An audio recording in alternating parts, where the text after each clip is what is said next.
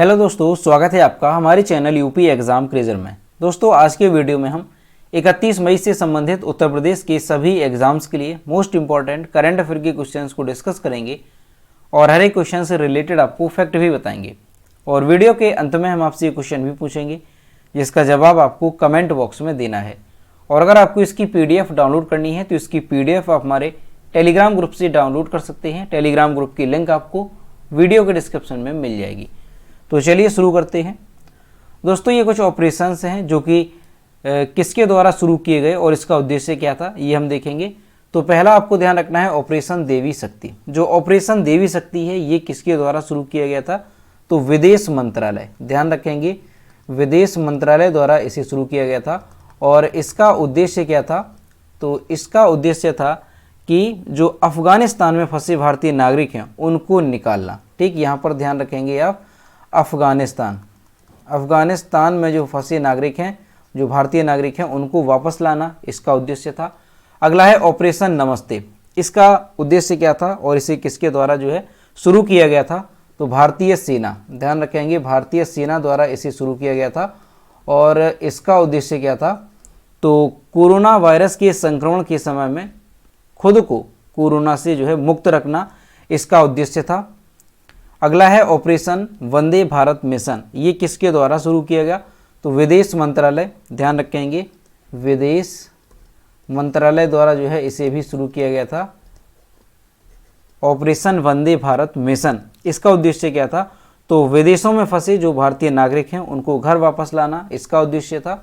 Operation प्रवाह, ये किसके द्वारा शुरू किया गया, तो Cochin airport limited, Cochin airport limited के द्वारा जो है इसे शुरू किया गया। और इसका उद्देश्य क्या था, जो ऑपरेशन प्रवाह है, तो एयरपोर्ट को बाढ़ के खतरों से बचाने के लिए इसे शुरू किया गया था। अगला है ऑपरेशन समुद्र सेतु। इसका उद्देश्य क्या था, तो ये भारतीय नौसेना द्वारा शुरू किया गया था। भारतीय नौसेना द्वारा इसे शुरू किया गया था। और इसका उद्देश्य क्या था, तो मालदीव में फंसे भारतीयों को वापस लाना इसका उद्देश्य था। यहाँ पर आप ध्यान रखेंगे, मालदीव में जो फंसे भारतीय नागरिक हैं उनको वापस लाना ऑपरेशन समुद्र सेतु का जो उद्देश्य है वो था। अगला है ऑपरेशन सर्द हवा। ऑपरेशन सर्द हवा ये किसके द्वारा शुरू किया गया, तो BSF, ध्यान रखेंगे, BSF के द्वारा इसे शुरू किया गया था।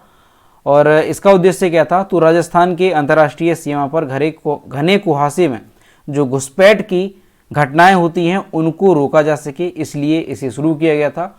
ऑपरेशन गंगा, ये जो है किसके द्वारा शुरू किया गया था, तो ये ध्यान रखेंगे, तो भारत सरकार द्वारा जो है ऑपरेशन गंगा शुरू किया गया था। किस देश से भारतीय नागरिकों को वापस लाने के लिए, तो ध्यान रखना है यूक्रेन से जो भारतीय नागरिक हैं उनको वापस लाना इसका उद्देश्य था। बी ब्रेक ऐप, ध्यान रखेंगे, ये किसके द्वारा जो है लॉन्च किया गया था, बी ब्रेक ऐप, तो आयुष मंत्रालय के द्वारा। ये आप बात यहाँ पर ध्यान रखेंगे, आयुष मंत्रालय के द्वारा जो है बी ब्रेक ऐप लॉन्च किया गया था। तो दोस्तों, ये सभी मोस्ट इंपॉर्टेंट है, ये आपको अच्छे से ध्यान रखनी है। चलिए शुरू करते हैं। दोस्तों, उत्तर प्रदेश लेखपाल की ग्रामीण परिवेश के लिए अगर आपको ई-बुक डाउनलोड करनी है तो इसकी लिंक आपको वीडियो के डिस्क्रिप्शन में मिल जाएगी, वहाँ से आप इस ई-बुक को डाउनलोड कर सकते हैं। दोस्तों, उत्तर प्रदेश करंट अफेयर की लास्ट 1 ईयर की अगर आपको PDF डाउनलोड करनी है तो इसकी लिंक भी आपको वीडियो के डिस्क्रिप्शन में मिल जाएगी, तो वहाँ से आप ये दोनों PDF डाउनलोड कर सकते हैं। इसके अलावा लास्ट 6 मंथ की भी PDF जो है आप डिस्क्रिप्शन में जो लिंक दी गई है वहाँ से डाउनलोड कर सकते हैं। और दोस्तों, इसे डाउनलोड करने में अगर कोई प्रॉब्लम होती है तो साइट पर आपको व्हाट्सएप नंबर और ईमेल मिल जाएगा जिस पर आप कॉन्टैक्ट कर सकते हैं। अगला क्वेश्चन है वेक्टर जनित बीमारियों को। दोस्तों, ये कल के क्वेश्चन हैं जिसका हम रिवीजन करेंगे, उसके बाद आज का सेशन स्टार्ट करेंगे। तो पहला क्वेश्चन है वेक्टर जनित बीमारियों को खत्म करने के लिए उत्तर प्रदेश सरकार कौन सा अभियान शुरू करने जा रही है। इसका जो करेक्ट आंसर है वो है ऑप्शन नंबर A, मिशन 0। अगला क्वेश्चन है हाल ही में किस शिक्षण संस्थान ने दृष्टिबाधितों के लिए स्मार्ट वॉच बनाई है, तो ये जो स्मार्ट वॉच है ये बनाई गई है IIT कानपुर के द्वारा। अगला क्वेश्चन है हाल ही में चर्चा में रही ज्ञानवापी मस्जिद उत्तर प्रदेश के किस शहर में स्थित है, तो जो ज्ञानवापी मस्जिद है ये उत्तर प्रदेश के वाराणसी में स्थित है। अगला क्वेश्चन है मुंबई अंतर्राष्ट्रीय फिल्म महोत्सव का 17वां संस्करण का आयोजन कब से कब तक किया जाएगा। इसका जो करेक्ट आंसर है वो है ऑप्शन नंबर A, 29 मई से 4 जून तक। अगला क्वेश्चन है, संयुक्त राष्ट्र शांति सैनिकों का अंतर्राष्ट्रीय दिवस कब मनाया जाता है? इसका जो करेक्ट आंसर है वो है ऑप्शन नंबर सी, 29 मई को। अगला क्वेश्चन है, हाल ही में भारतीय व्यापार पोर्टल किसने लॉन्च किया? तो ये लॉन्च किया है अनुप्रिया पटेल ने। अगला क्वेश्चन है, मोबाइल एक्सेस टेक कंपनी कीजी द्वारा रिलीज किए गए एक अध्ययन के अनुसार घर से काम करने के लिए कौन सा शहर दुनिया का सबसे अच्छा शहर है?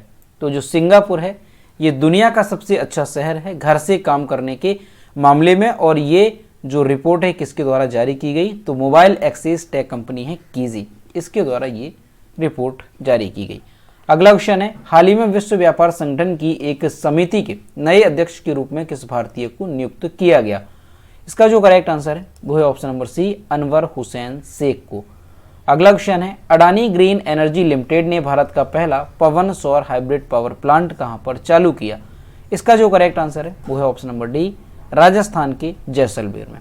तो दोस्तों ये थे कल के क्वेश्चंस जिसका हमने रिवीजन किया। अब हम शुरू करते हैं आज का सेशन। आज का पहला क्वेश्चन है, बस्ती जिले का नाम बदलकर क्या रखा जा रहा है? इसका जो करेक्ट आंसर है वो है ऑप्शन नंबर बी, वशिष्ठ नगर। दोस्तों बस्ती जिले के जो जिलाधिकारी हैं सौम्या अग्रवाल, इन्होंने ये बताया कि जो बस्ती जिला है उसका नाम जो है वशिष्ठ नगर करने का प्रस्ताव ये भेजा गया है राजस्व परिषद को।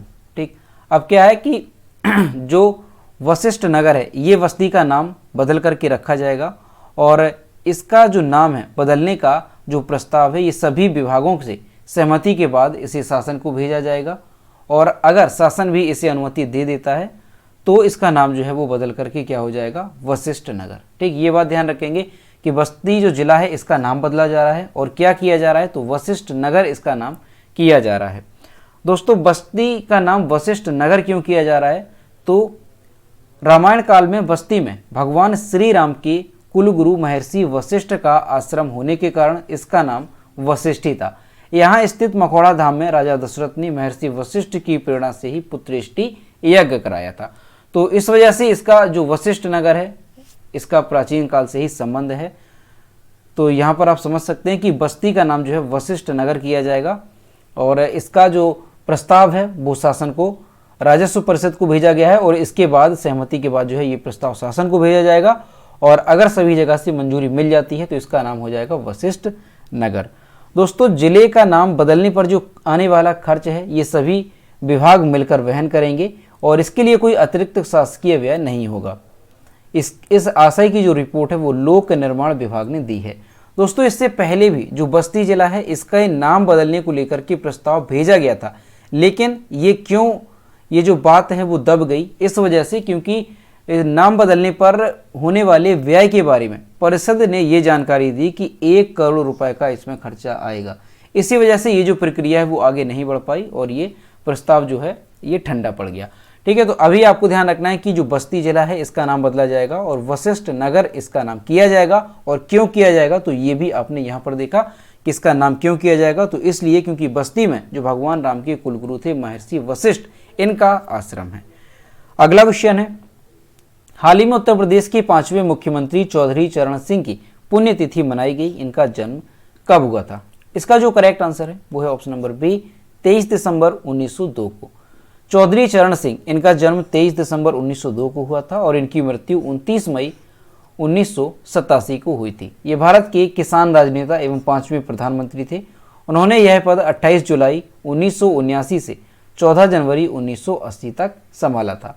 इनका जन्म कहाँ पर हुआ था? तो इनका जन्म नूरपुर गांव हापुड़ जो कि उत्तर प्रदेश में है, यहाँ पर इनका जन्म हुआ था। ये 3 अप्रैल 1967 को उत्तर प्रदेश के 5वें मुख्यमंत्री बने। 17 अप्रैल 1968 को उन्होंने मुख्यमंत्री पद से इस्तीफा दे दिया था। इसके साथ साथ भी भारत के उप प्रधानमंत्री, गृह मंत्री और वित्त मंत्री आदि पदों पर भी रहे हैं। तो दोस्तों ये क्वेश्चन मोस्ट इंपॉर्टेंट है, अच्छे से ध्यान रखेंगे। अगर ये पूछा जाए कि उत्तर प्रदेश के 5वें मुख्यमंत्री कौन थे तो चौधरी चरण सिंह थे। इसके अलावा ये भारत के 5वें प्रधानमंत्री भी थे। इनका जन्म कहाँ पर हुआ था? तो नूरपुर गांव हापुड़ जो कि उत्तर प्रदेश में है, यहाँ पर इनका जन्म हुआ था 23 दिसंबर 1902 को। और हाल ही में इनकी जो है पुण्यतिथि मनाई गई है, यानी 29 मई को इनका जो है निधन हुआ था। अगला क्वेश्चन है, हाल ही में खुदाई के दौरान कहाँ पर 1200 साल पुरानी भगवान विष्णु की एक मूर्ति मिली है। इसका जो करेक्ट आंसर है वो है ऑप्शन नंबर डी, गोरखपुर में। उत्तर प्रदेश के गोरखपुर जिले में खुदाई के दौरान भगवान विष्णु की एक अति दुर्लभ प्राचीन मूर्ति मिली है। ये जो मूर्ति है ये कितनी पुरानी बताई जा रही है, तो 1200 साल पुरानी ये मूर्ति बताई जा रही है। आसपास के लोगों को पता चला तो भारी भीड़ जमा हो गई। लोगों ने मूर्ति की पूजा शुरू कर दी। लोगों का कहना है कि जिस जगह पर मूर्ति निकली है उस जगह पर मंदिर बनवाकर मूर्ति स्थापित की जानी चाहिए।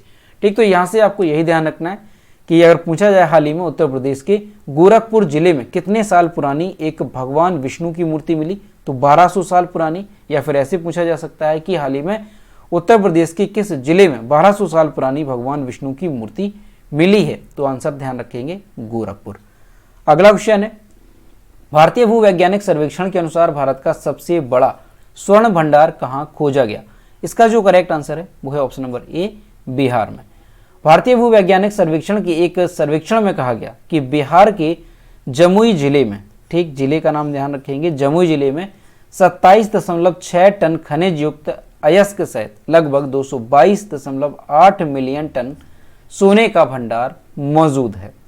बिहार में नीतीश कुमार सरकार ने अब भारत के सबसे बड़े सोने के भंडार के रूप में कहे जाने वाले अन्वेषण के लिए अनुमति देने का फैसला किया है। यहाँ पर दोस्तों 37.6 होगा, ये आप सही करेंगे। 37.6 टन खनिज युक्त सहित लगभग 222.88 मिलियन टन सोने का भंडार मौजूद है। ठीक है, यहाँ पर अगर इसे चेंज करेंगे इकाई में तो ये कितना हो जाएगा, 22.28 करोड़ टन। ठीक, 22.28 करोड़ टन हो जाएगा, क्योंकि 10 मिलियन बराबर 1 करोड़, इसलिए यहाँ पर आपका अगर करोड़ में आप याद रखेंगे तो 22.28 करोड़ टन जो है सोने का भंडार यहाँ पर मौजूद है। ठीक, तो यहाँ से आपको ध्यान रखेंगे कि कहाँ पर, तो ध्यान रखेंगे बिहार के जमुई जिले में। और हाल ही में भारतीय भूवैज्ञानिक सर्वेक्षण ने एक यहाँ पर सर्वेक्षण किया है, उसी आधार पर ये बताया गया है। अगला क्वेश्चन है, विश्व स्वास्थ्य संगठन ने किस राज्य में तंबाकू की खपत को नियंत्रित करने के प्रयासों को देखते हुए राज्य को विश्व तंबाकू निषेध दिवस पुरस्कार 2022 के लिए चुना है? इसका जो करेक्ट आंसर है वो है ऑप्शन नंबर बी, झारखंड को। झारखंड में तंबाकू की खपत को नियंत्रित करने के प्रयासों को देखते हुए विश्व स्वास्थ्य संगठन यानी WHO ने राज्य को विश्व तंबाकू निषेध दिवस पुरस्कार 2022 के लिए चुना है। वर्ष वैश्विक वयस्क तंबाकू सर्वेक्षण GATS 1 रिपोर्ट के अनुसार झारखंड में NTCP वर्ष 2012 में लागू किया गया। तब राज्य में तंबाकू सेवन की दर 51.1% थी, जिनमें 48% लोग गैर धूम्रपान तरीकों से इसका सेवन करते थे। जब ये दूसरी रिपोर्ट जारी की गई GATS 2018 में, इसके मुताबिक जो है तंबाकू का सेवन करने वालों की जो संख्या है वो घट करके 38.9% पर आ गई, जिनमें से 35.4% लोग गैर धूम्रपान तरीकों से इसका सेवन करते थे। ठीक, तो यहाँ पर आपको ध्यान रखना है कि झारखंड में जो लोग हैं तो उसमें तंबाकू की खपत को काफ़ी नियंत्रित किया है, और इसी प्रयासों के चलते जो WHO है उसने विश्व तंबाकू निषेध दिवस पुरस्कार 2022 से झारखंड को सम्मानित करने के लिए चुना है। ठीक, तो ये आपको ध्यान रखेंगे कौन सा राज्य है भारत का, तो ये है झारखंड। अगला क्वेश्चन है, IPL 2022 का खिताब निम्न में से किस टीम ने जीता? इसका जो करेक्ट आंसर है वो है ऑप्शन नंबर सी, यहाँ पर करेक्ट हो जाएगा, गुजरात टाइटंस ने। गुजरात टाइटंस ने IPL 2022 के फाइनल में राजस्थान रॉयल्स को हराकर खिताब अपने नाम कर लिया। इस मैच में टॉस जीतकर पहले बल्लेबाजी करने उतरे राजस्थान रॉयल्स ने 20 ओवर में 9 विकेट पर 130 रन बनाए। जवाब में गुजरात टाइटंस ने 18.1 ओवर में 3 विकेट खोकर लक्ष्य हासिल कर लिया। गुजरात ने पहले सीजन में ही खिताब पर अपना कब्जा जमा लिया। Gujarat Titans Indian Premier League का खिताब जीतने वाली छठी टीम बनी है। तो दोस्तों ध्यान रखना है आपको अच्छे से कि हाल ही में IPL 2022 के फाइनल में जो गुजरात टाइटंस है इसने राजस्थान रॉयल्स को हरा करके खिताब अपने नाम पर कर लिया है। तो अच्छे से ध्यान रखने हैं, अगर पूछा जाता है कि IPL 2022 का खिताब जो है किस टीम ने जीता, तो ये जीता है गुजरात टाइटंस ने। अगला क्वेश्चन है, 30 मई को निम्न में से कौन सा दिवस मनाया जाता है? इसका जो करेक्ट आंसर है वो है ऑप्शन नंबर डी, हिंदी पत्रकारिता दिवस। 30 मई को हिंदी पत्रकारिता दिवस मनाया जाता है। आज के दिन वर्ष 1826 में हिंदी भाषा का जो पहला अखबार था उदंड मारतंड, ये प्रकाशित होना शुरू हुआ था। साथ ही आज ही के दिन वकील पंडित जुगल किशोर शुक्ल ने अंग्रेजी की नाक के नीचे हिंदी पत्रकारिता के इतिहास में आधारशिला रखी थी। तो दोस्तों अच्छे से ध्यान रखना है कि 30 मई को कौन सा दिवस मनाया जाता है, हिंदी पत्रकारिता दिवस, और क्यों मनाया जाता है। तो आज ही के दिन यानी 30 मई को जो है हिंदी भाषा का पहला अखबार उदंत मार्तंड प्रकाशित हुआ था 1826 में। इसी वजह से जो है 30 मई को हर साल हिंदी पत्रकारिता दिवस मनाया जाता है। दोस्तों यहाँ से आपको दोनों बातें ध्यान रखनी है। अगर ये पूछा जाए कि हिंदी भाषा का पहला अखबार कौन सा था, तो आंसर होगा उदंत मार्तंड। और अगर पूछा जाए कि हिंदी पत्रकारिता दिवस कब मनाया जाता है, तो ये 30 मई को मनाया जाता है। अगला क्वेश्चन है, फॉर्च्यून 500 की नई सूची में 2021 के सबसे अधिक वेतन पाने वाले CEO कौन बने। इसका जो करेक्ट आंसर है वो है option number A, Elon Musk. Tesla और स्पेस एक्स के बहुअरबपति CEO एलोन मस्क, ये जो है दुनिया के सबसे अधिक वेतन पाने वाले कार्यकारी अधिकारी बने, यानी CEO बने। मस्क फॉर्च्यून 500 पर सबसे अधिक वेतन प्राप्त करने वाले CEO की नई सूची में शीर्ष पर हैं। एलन मस्क के बाद कौन है, तो ध्यान रखेंगे 2021 के 10 सबसे अधिक वेतन पाने वाले प्राप्त करने वाले फॉर्च्यून 500 CEO सभी टेक और बायोटेक CEO हैं। ठीक है, यानी एलन मस्क के बाद जो शीर्ष 10 हैं वो सभी टेक और बायोटेक के CEO हैं, जिनमें से दूसरे नंबर की अगर बात की जाए तो वो हैं एप्पल के CEO टिम कुक, जो कि 770.5 मिलियन अमेरिकी डॉलर के साथ ये दूसरे स्थान पर रहे। वहीं दोस्तों अगर बात की जाए एलोन मस्क की, तो इनका कितना वेतन रहा साल 2021 में, तो एलोन मस्क की वेतन की अगर बात की जाए तो 23.5 बिलियन, 23.5 बिलियन, यहाँ पर क्या होगा बिलियन डॉलर जो है इनकी वेतन रहा। और दूसरे स्थान पर हैं कौन से, टिम कुक एप्पल के CEO, जिनका 770.5 मिलियन अमेरिकी डॉलर इनका वेतन रहा। ठीक, तो यहाँ पर फर्स्ट और सेकंड दोनों नाम ध्यान रखेंगे। और ये जो एलोन मस्क हैं ये टेस्ला और स्पेस एक्स के बहुअरबपति CEO हैं। अगला क्वेश्चन है, अंतर्राष्ट्रीय एवरेस्ट दिवस निम्न में से किस दिन मनाया जाता है। इसका जो करेक्ट आंसर है वो है ऑप्शन नंबर सी, 29 मई को। अंतर्राष्ट्रीय एवरेस्ट दिवस हर साल 29 मई को मनाया जाता है। यह दिन 29 मई को क्यों मनाया जाता है, तो यह दिन काठमांडू, नेपाल और एवरेस्ट क्षेत्र में जुलूसों, स्मारक कार्यक्रमों और विशेष कार्यक्रमों के साथ मनाया जाता है। यह दिन हर साल माउंट की पहली चढ़ाई की याद में मनाया जाता है।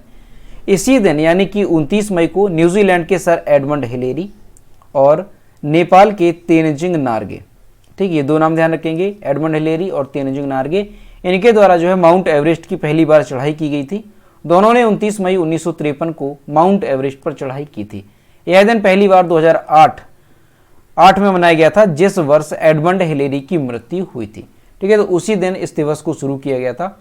तो आपको यहाँ से अच्छे से ध्यान रखना है कि हर साल 29 मई को अंतर्राष्ट्रीय एवरेस्ट दिवस मनाया जाता है। और 29 मई को क्यों मनाया जाता है, तो इसलिए क्योंकि 29 मई 1953 को माउंट एवरेस्ट पर पहली बार चढ़ाई की गई थी। और कौन चढ़ा था, ये कई बार आपको बताया, एडमंड हिलेरी और तेनजिंग नार्गे, ये जो है माउंट एवरेस्ट पर चढ़ने वाले पहले व्यक्ति थे। अगला क्वेश्चन है, कांस फिल्म महोत्सव के 75वें संस्करण 2022 में किस भारतीय अभिनेत्री को जूरी सदस्यों में शामिल किया गया। इसका जो करेक्ट आंसर है वो है option number B, Deepika Padukone को।